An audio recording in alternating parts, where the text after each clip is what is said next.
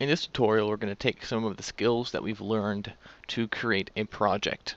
And it's going to be a pretty small project, but it should still be fun. We are going to create a program that asks the user for the number of days that they are going to work for. And they're going to start out on the first day making 1 penny. And on every day after that, it's going to double the amount of money they make. So if they work for 10 days, the first day they make a penny. The second day they make 2, then 4 and 8, etc. So this is just going to ask the user for a number. It is going to calculate the amount of money that they will make at the end of that amount of days, assuming that they double the money that they make each day, and then it's going to print it out in dollar format at the end. And we're going to need to learn a couple of new things for this tutorial. But the first thing that we need to do is include the standard input and output library. So include standard.io.h. We're also going to need a library called standardlib, which is a library that just contains some standard functions that you'll use in C. And this is called stdlib, standardlib.h. And now we can move on to our main function. Alright, there we go. So we're going to keep track of how many pennies they've made, and we're going to display it as a dollar amount at the end. So let's create an integer first for the number of pennies,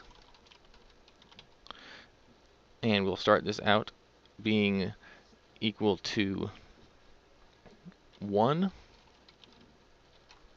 And we're also going to create an integer that's going to store the number of days. And we're not going to give this integer a value because we're going to get this value from the user. Alright, so those are the variables that we're going to need to use in this program. The next thing that we need to do is to ask the user to input a number of days. And we know how to do that.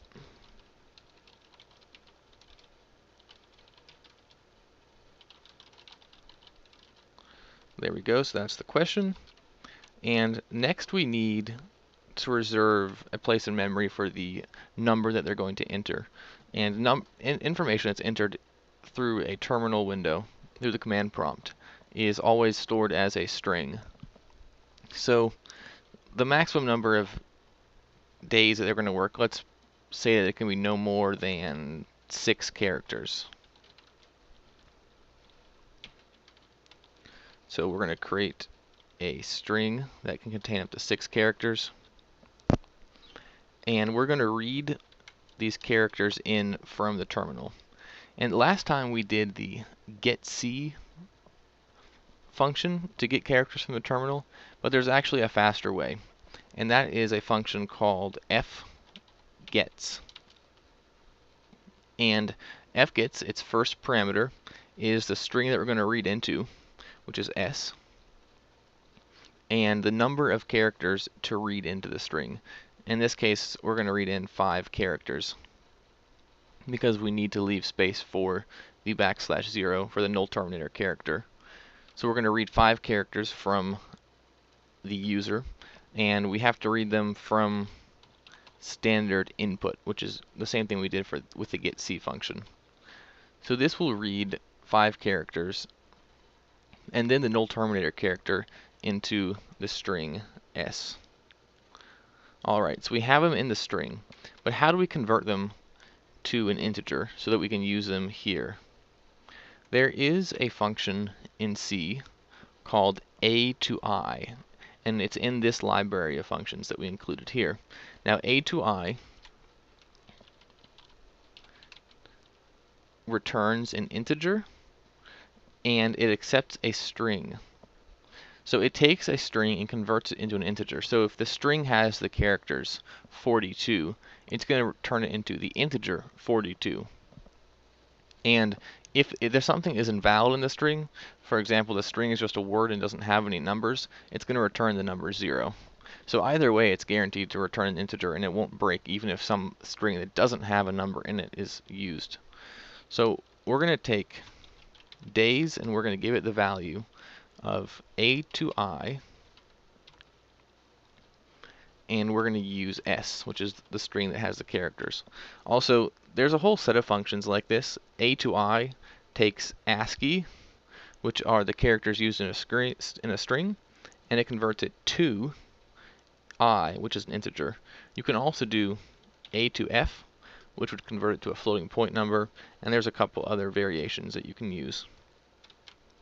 So now we have the number of days as an integer, and before we finish this tutorial, let's just print out that number of days and make sure that we get it right.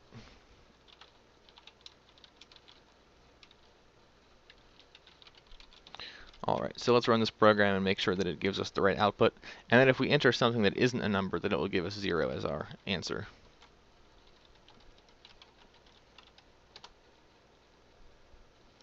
Alright, so it asks us how many days we want to work for, and let's enter 14, and it just prints out 14. Now if I run this code again, and I input something like this, it's going to give us the value of 0. Alright, so we have the framework for our program.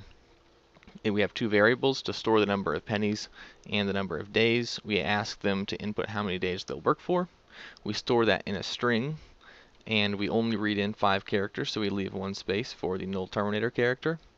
We then convert that string to an integer using the A to I function that we included in the standard library header. And then we printed it out to make sure that it works. And in the next tutorial, we're going to do a bit more in this project, and we might actually get it finished. Hope you've learned something in this tutorial, and I'll see you again next time for the second part.